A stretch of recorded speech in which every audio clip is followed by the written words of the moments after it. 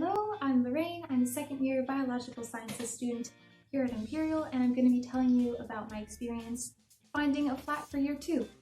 So typically the way it works is in first year you're guaranteed a place in Imperial student accommodation.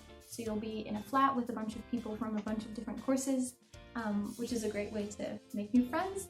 And then in second year, most people either find a private hall or find flatmates in a flat to live in, which is what I did. So I'm going to be telling you what it was like finding the flat, what it's like living in it, and giving you a little flat tour. So the first step is to find flatmates, which are usually your friends. And although it can feel very formal to ask someone, will you live with me? I'd say, don't be afraid, go for it. Ask as many people as you want to, because then it's really great to get to live with your friends. Typically, in my experience, most flats are between 3 and 5 people, and mine has 4, so we're like square in the middle. But yeah, I find that's kind of a good group.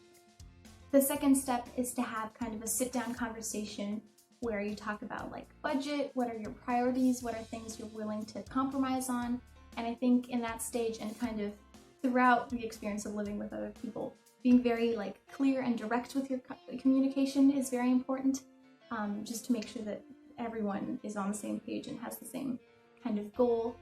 And then you actually start looking at flats. One of the resources that we found really useful is Imperial Home Solutions. It's like a web page on which they have a bunch of like tips on what to look out for, but they also have actual flats advertised, which is good because they've been selected by Imperial, so they're not going to be scams or anything. So it's definitely a good place to start off. I was going to tell you about kind of the timeline of when we started looking for flats. We started visiting them mid-May maybe, and we visited 14, I think, in like under a month, which was an intense schedule, but I found that summer term is usually a little less intense, so I had time to devote more time to finding a flat, so that worked out quite nicely. And finally, before you actually move into the flat, there's some serious adulting to be done, because you have to figure out like bills and taxes and internet connection and things like that.